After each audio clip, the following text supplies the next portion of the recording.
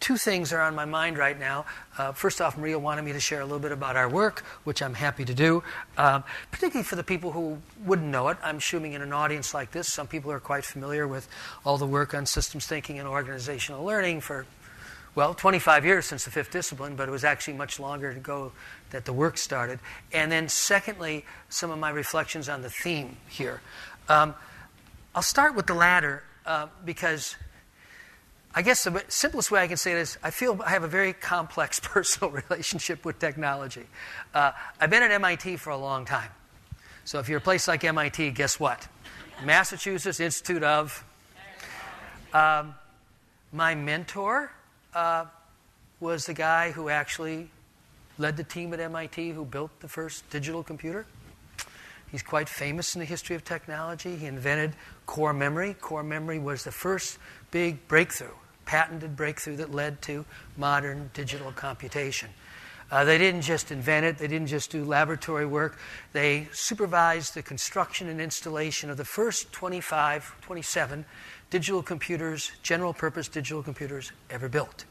They were installed to coordinate the first North American air defense system. This is in 1952, 53. They were actually being installed. The team of MIT graduate students supervised not only the design, prototyping, but the manufacture and installation of these. Of a company did the work, but the MIT team actually supervised the company. The company was a little operation called IBM. That's how IBM got in the computer business. They were the contractor for this MIT team.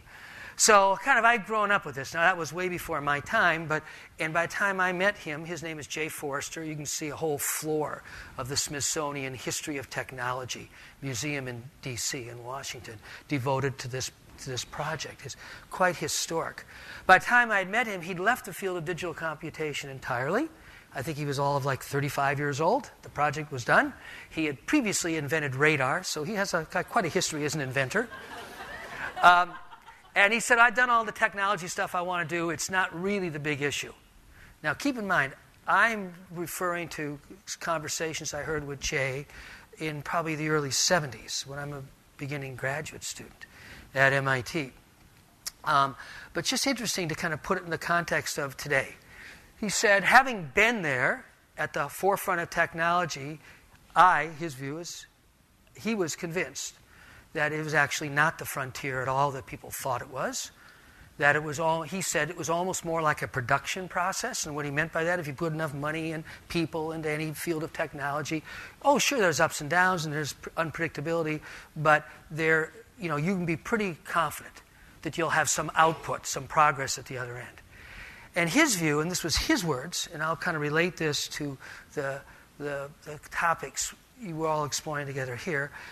It was his words that the real frontier was understanding our human systems, not technology. Understanding this extraordinary web of interconnectedness we have woven around the world, really over the past 200 or 300 years. And obviously what we call technology today is mostly what used to be called IT, information technology, and now we just call it technology. But of course, this is technology. Everything, all of the artifacts in our world, all the different tools we use are technically all technology. And I don't think Jay really used this term, but then as I kind of studied different people's thinking about this a long time ago, a phrase kind of gradually crystallized, which made a lot of sense to me, that we live in the machine age. That was a term actually that a man named Lewis Mumford, a historian, wrote about extensively, the age of the machine. Technology is the machine. Another way to say the same thing. All these machines. Now, we don't even use that term machine as much as we used to. This term technology is kind of like taken over everything. And I think there's kind of a lesson in that too. These are all machines. Right? There's a technical term in the world of biology because, it's actually, interestingly, only in the last really 2 or 3 decades has the field of biology wrestled with a very simple question what you might say is like right at the heart of biology, like what's life? What's a living system versus a non-living system? You might think that, that would be like right at the heart of what the field of biology is all about. But in fact, if you look at the 19th century, most of biology is studying a lot of dead things. Well into the 20th century, the specimens and all the, botanists' collections of butterflies and all that stuff. Not really studying the phenomenon of life.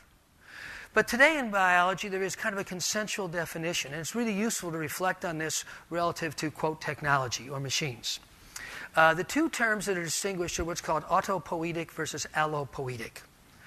So autopoiesis is now considered one of the technical definitions of a living system. The word poiesis, Greek, same root as our word poem or poetry, create. Autopoiesis, self-creating.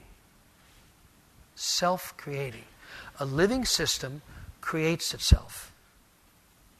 This system is continually recreating itself. The longest lived cells in the human body are like around 7 years or so.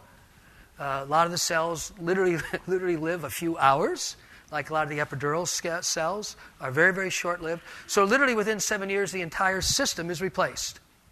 Literally. It's not metaphoric, it's literal. It's how the living system works. The contrast is called allopoietic, created by another. So the technical definition in the systems world today between a living system and a non-living system, that is to say, for example, a machine, is a living system is self-created. A machine is created by another, allopoietic. Certainly one of the oldest themes for the last 50 years, maybe longer, 70 years in science fiction has been how the machines are gradually taking over. Right? You see that in so many science fiction stories and movies, this kind of gradual encroachment. And actually, I love the term used by another important mentor for me, a man named Humberto Maturana, very eminent biologist, Chilean. Humberto with an H. Maturana, Maturana. Not very well known, except outside the world of biology and in his home country of Chile, where he's written a lot of non-technical books, almost all of which are in Spanish. Humberto actually originated the term autopoiesis versus allopoiesis.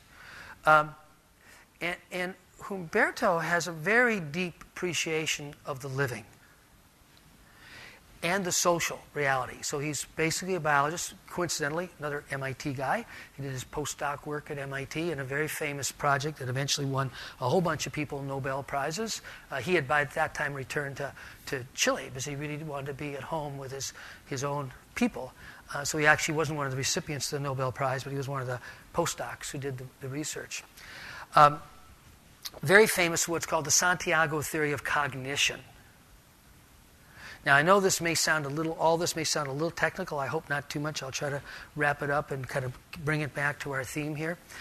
I think we're in a time where reflection, and I really appreciate that theme as it popped up in many, many people's comments, the role of reflection, the role of parenting. You might say the role of the whole human context for the use of technology is really where all the important issues lie.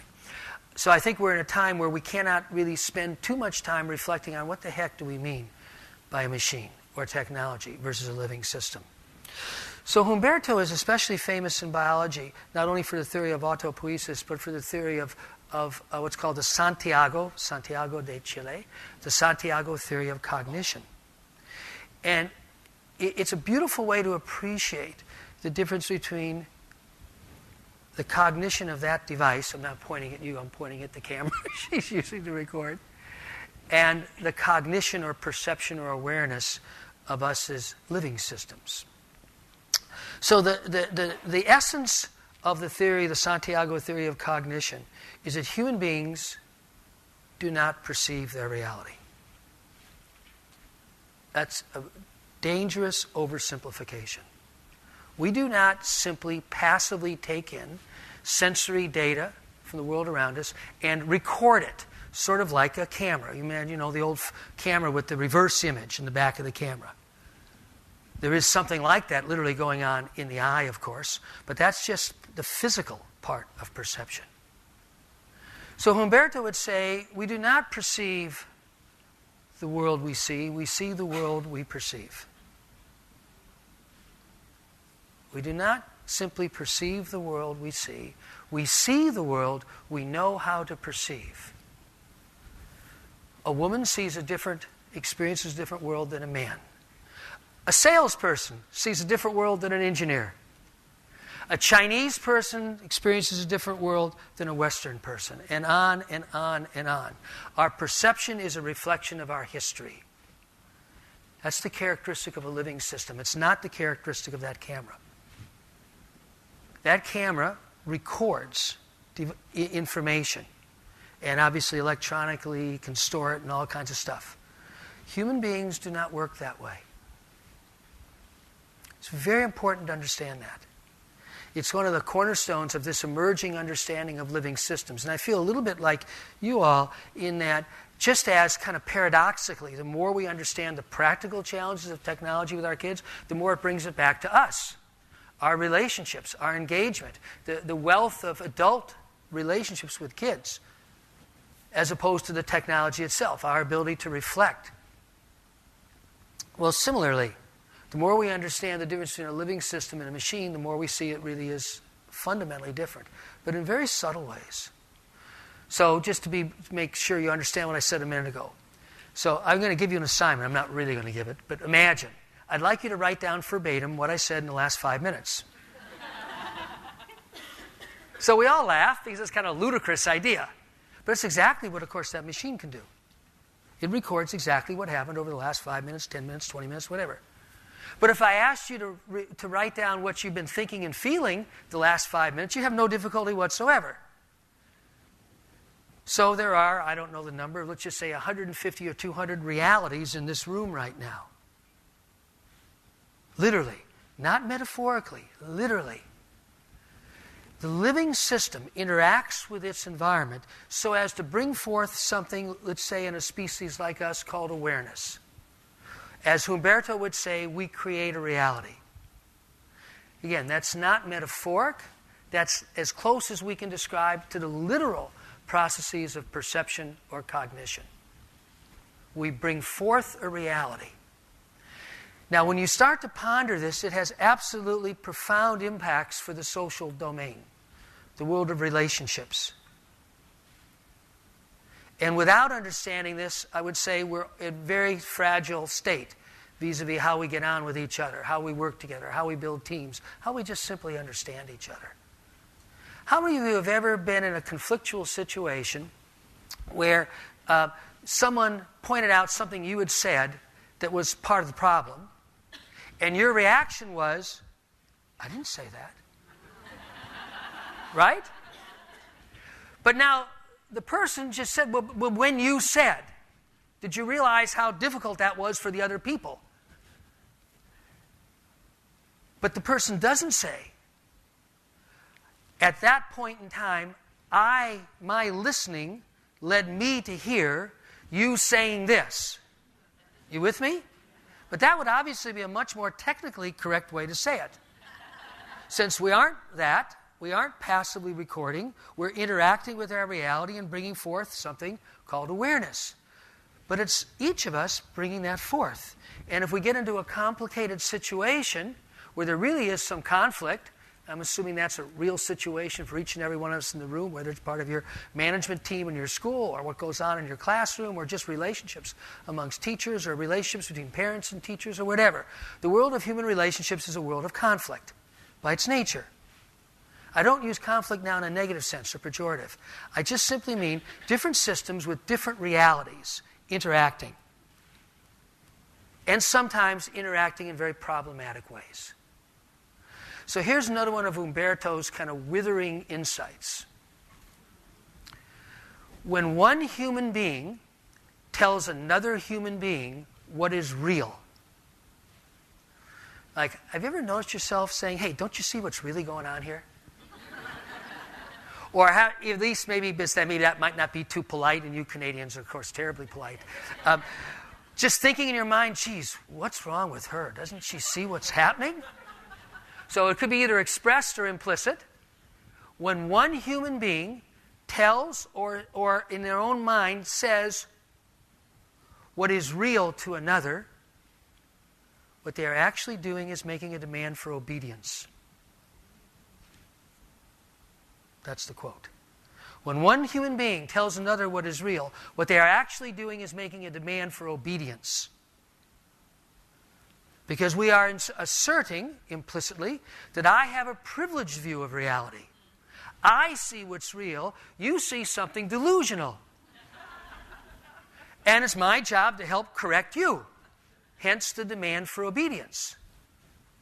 So when we start to appreciate the real nature of human perception as a living system, it has huge implications for how we get on with each other, how we work together. When a group of people working together can really be grounded, the traditional word for this, by the way, would be humility. I really don't see everything that's going on. I know I don't see everything that's going on. You know, what do you see that I don't see? And by the way, when you said that, it made no sense to me whatsoever. But I'd be really curious what led you to see it that way. I'm just using examples now to kind of illustrate a spirit of working together and being together, grounded in this simple fact that no one, not a single one of us, sees reality as it is, and we cannot, because we are not recording devices. We are living systems. Maria? I was just wanting to say that fits so well with this conversation yesterday about how we need to be curious with children about their experience with technology, as opposed to coming in and saying, I am right, I know what is real, and I'm here to tell you what to do. So I think that I wanted to punctuate that for me, that because you weren't here yesterday, that was a theme that ran through yesterday, and this is a beautiful connection. Thank you. Okay, one of the things that I'm supposed to touch on this morning, I've been trying to do this but in a particular way, is what's this whole systems perspective all about? Having grown up with it, you know, from the time I first started to, well, actually even before I got to MIT as an undergraduate, I studied engineering because it was a good way to learn about systems. So it was like a lifelong obsession. I don't know, many lifetimes, who knows? But it's a crummy word. I mean, it really is a very non-evocative word. If you hear most people in everyday language use the word system, there's usually two colloquial meanings of it. They are, what do you think? Well, I was just going to say, like, part of the system. Yeah. Hey, look, it's not my fault. It's the stupid system. Like Kim said, we're all just part of this big system. You know, so that's often a way of people expressing of helplessness, right? That's not very helpful, right? No, we're all stuck in this big system. The other obviously common one today is technology. Hey, we got a systems problem here. We're going to need a systems expert to fix it. Neither of which is what we mean by systems thinking or systems understanding or particularly systems education. It really is about interdependence. How we kind of embrace the extraordinary level of interconnectedness or interdependence that exists amongst the living. A forest is imponderable. No one can tell you how a forest works. Or we can tell you about different aspects of it, but it's a profoundly complex system. The result of which is to produce a context or an environment or a niche for all kinds of life to go on and to thrive. Probably to get started in the right direction, you know, kind of building an intuitive and practical understanding of the word system, just start with family. Substitute the word family for system. Because for all of us, it's our kind of our archetypal system. The first place where we start to really encounter all the subtle and often quite puzzling and difficult dynamics that arise in a context of a human system or a social system. A family is a system.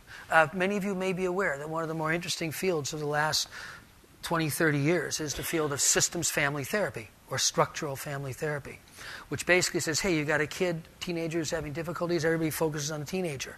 That's like just focusing on where the symptoms are strongest.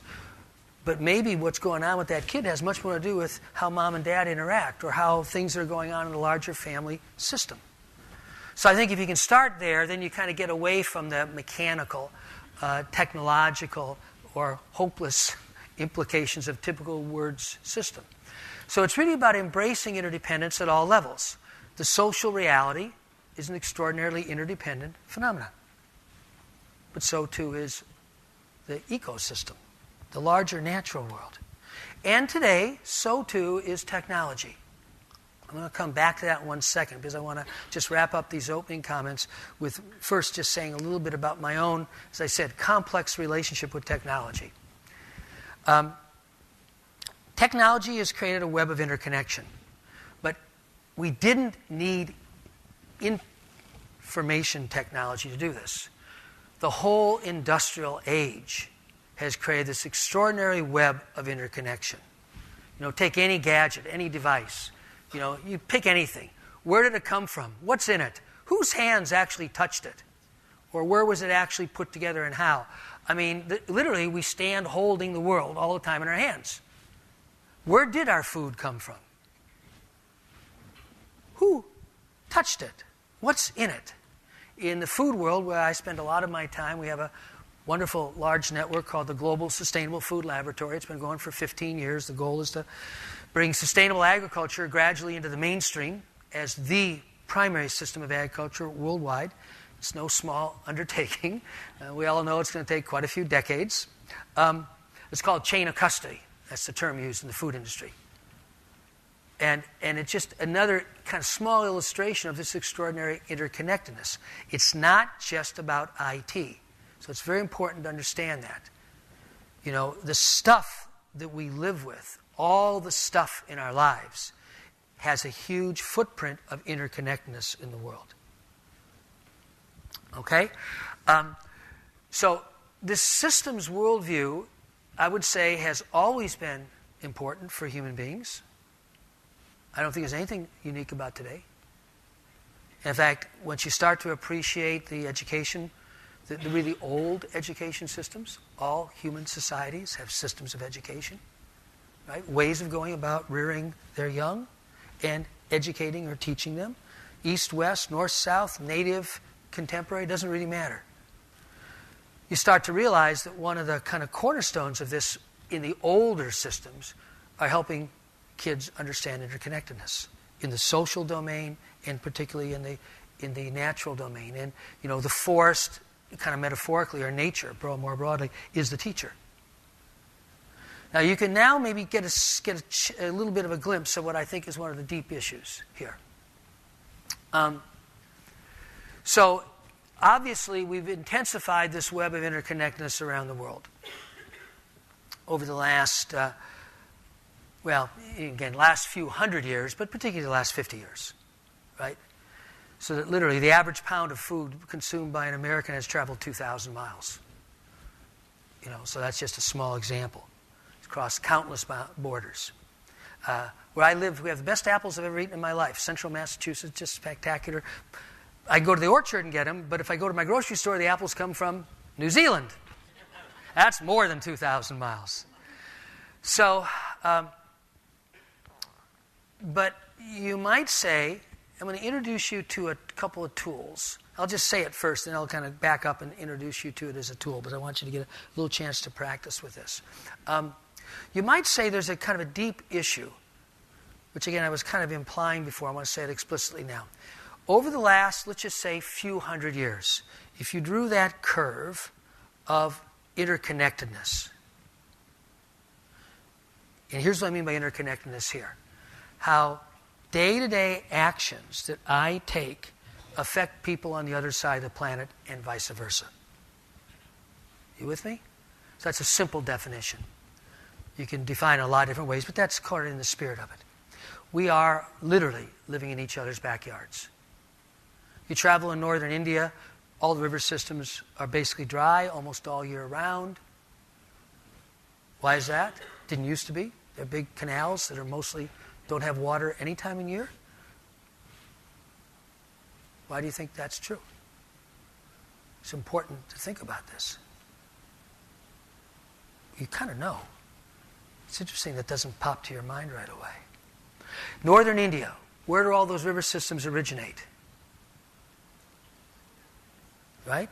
You know geography. Where do the river systems in northern India, as do the two of the three large river systems in China, originate in the Himalayas, the Tibetan Plateau. As the glaciers contract, the spring melt is smaller and smaller. So all these river systems, it is really one of the big issues already in India, northern India particularly, and China. Oh, and by the way, why are those glaciers contracting? Yeah, because of global warming. Oh, and by the way, why is that happening?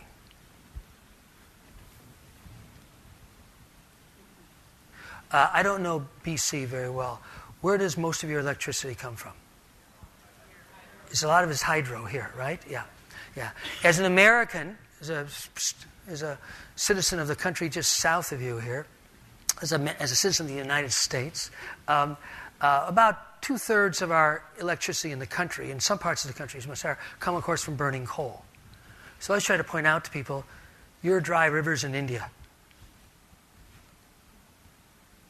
Because every night you plug it in to charge it. And it burns some coal. We think it's super sophisticated, all these fancy devices. And we forget that by and large, in most places in the world, the most common source of energy to run our super sophisticated devices is burning former living things in the form of coal. Doesn't sound so sophisticated now, does it? Because we don't look at the whole system. We just look at the little piece that's closest to us. Just using this to illustrate. This is literally what the discipline of systems thinking is about. How do we keep stepping back? How do we keep stepping back? How do we see the whole of our impact? I don't say this just to bum you out. It's just, we ought to tell the truth. So all this stuff on digital connectivity, let's just say the internet, okay, which is enabling so much. Oh, which, by the way, also has its roots at MIT. Probably some of you have heard, but probably not most, of the World Wide Web Consortium. That's the group of people responsible for the protocols that make the internet work, based at MIT. Founded by a man named Tim Berners-Lee. Been operating for about 25 years. So again, I have this very complex relationship with technology. How much of the world's electricity is used by all our devices and the internet? See, that's a number we all should know. And by the way, you don't need to know the number, because probably not many of you do. In fact, I think probably nobody really does. But do you think it's growing? Yes. Generally, the electricity footprint of the internet, if you just look at the server farms alone, so that's the technology infrastructure that interconnects everything.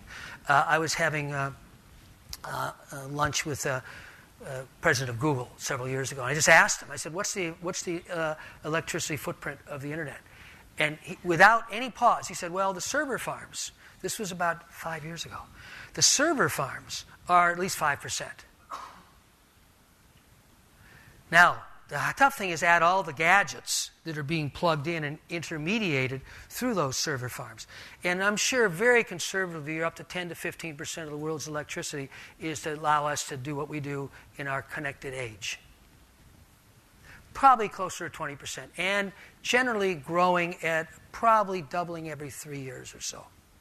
It's already much greater than all the electricity for all the electrical lights in the world. So we spend much more money in terms of energy and fossil fuels to power our gadgets than to power our homes.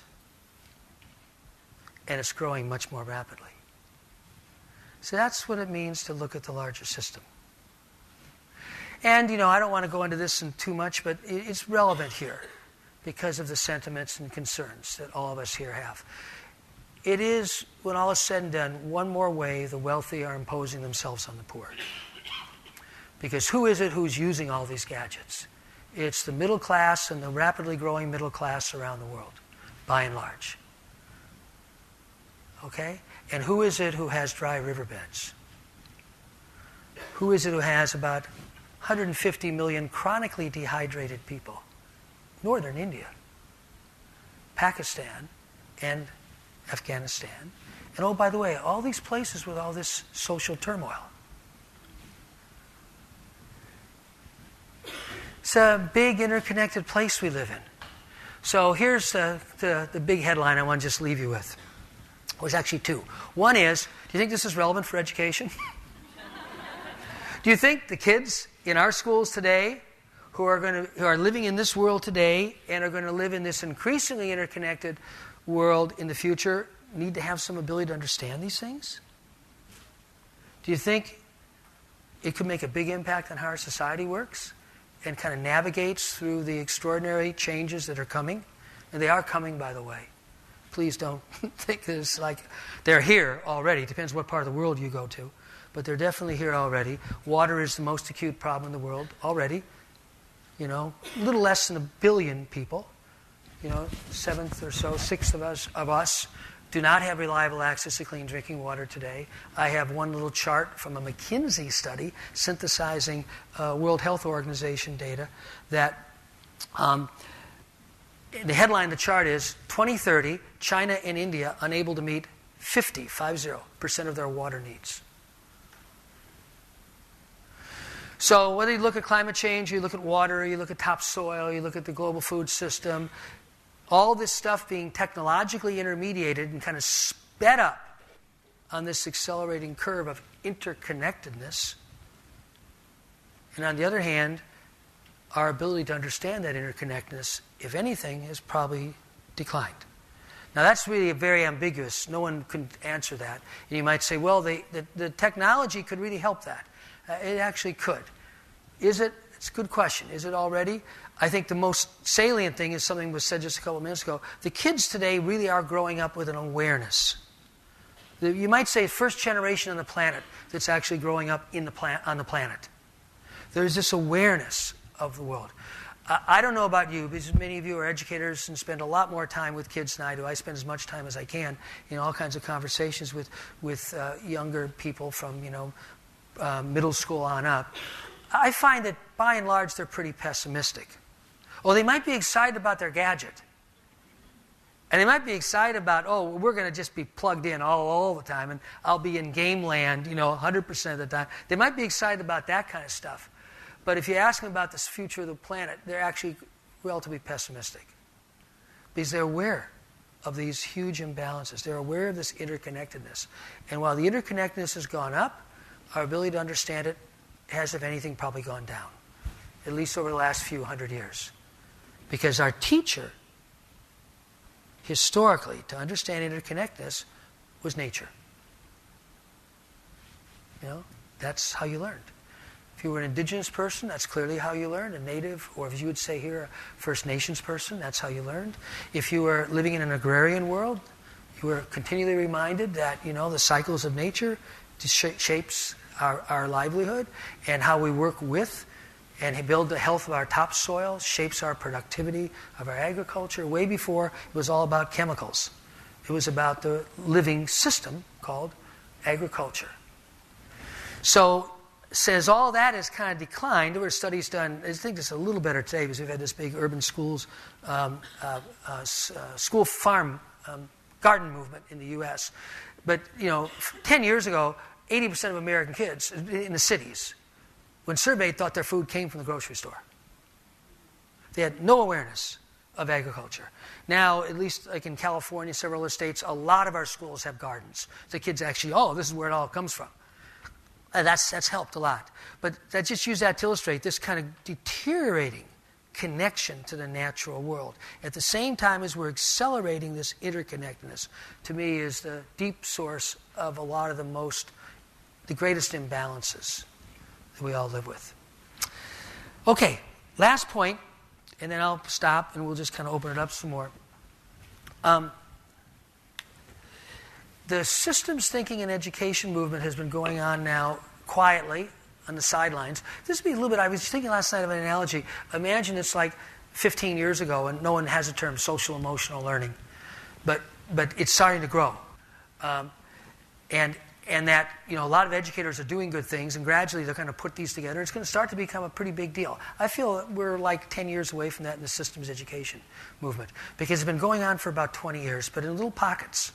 And we've been trying to build it up into something a little more visible and substantial. And one of the reasons for being here is that a lot of us feel that One of the places that would be very natural is places where there's been a big commitment to the social emotional space, because they're really three sides. This is a bad metaphor. Three sides of the same coin. Okay, you figure it out. Okay? Because the social world is a world of interconnectedness, right? Our first encounter, really, with the problematic, challenging, systemic character of the social world is friends. Building friendships. It's very complex. And obviously, our families and all the stuff we observe and experience in our families. Very, very complex. So we're immersed in this systemic reality in the social domain. And of course, there's the systemic reality of the larger living world.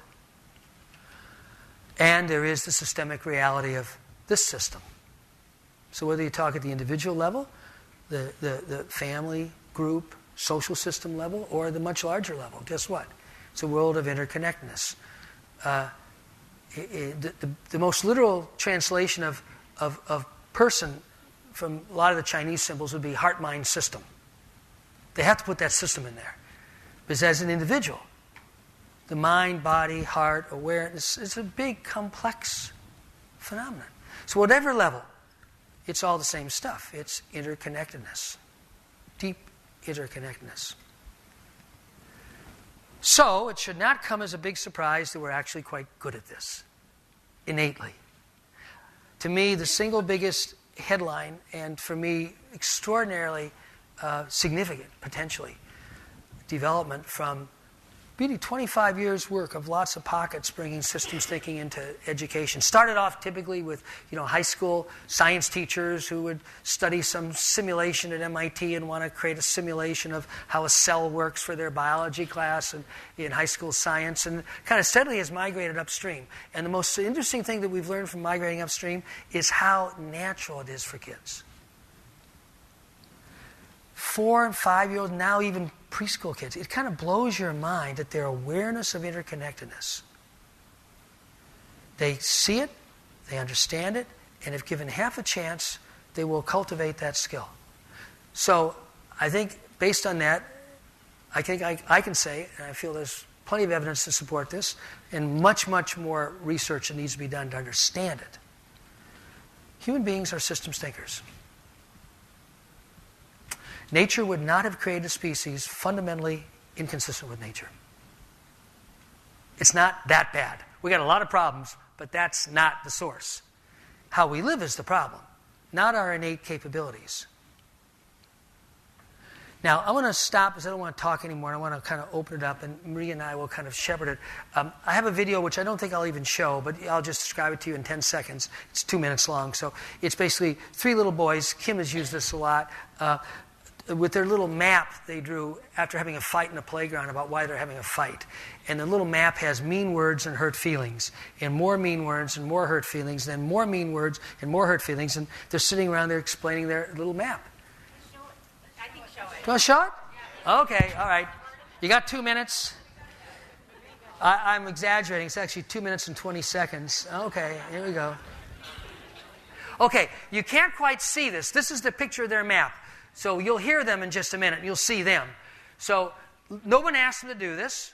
These are 6-year-old boys, actually quite a poor school in Tucson area, where a lot of this work got started for historical reasons. And the picture says, mean words. On the left-hand side, right, you see a little box? You can't read it because it's fuzzy, I know. It says mean words. And the right-hand side, there's a little box that says hurt feelings. So their little feedback loop, which they drew on their own because they just came in from the playground having another fight, and they're trying to figure out what's going on, has mean words, hurt feelings. Okay? Now you can hear them describe it.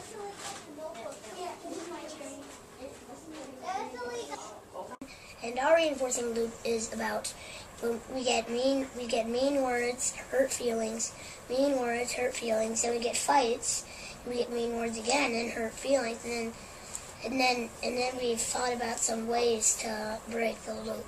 Starts out mean words, hurt feelings, mean words, big little fights, and hurt feelings again, and something breaks the loop. We thought about all of our ways to to break the reinforcing loop, but we tried this. This is crossed out. We didn't really get to. Well, it didn't work. That saying "I'm sorry" kind of worked, but we haven't tried these out yet.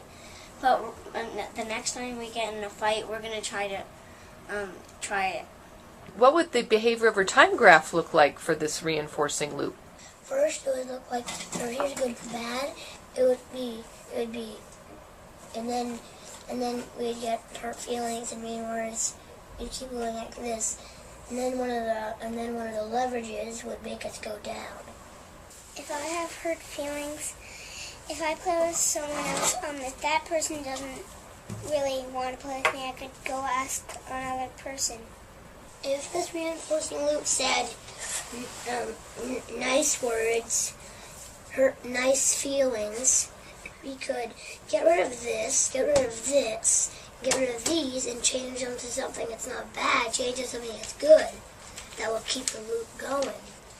The thing is, like, whenever you have a reinforcing loop that's actually bad, you need to either find another friend or rather just think of something that can break the reinforcing loop. And if it was also a good reinforcing loop, they wouldn't, like, have all these problems.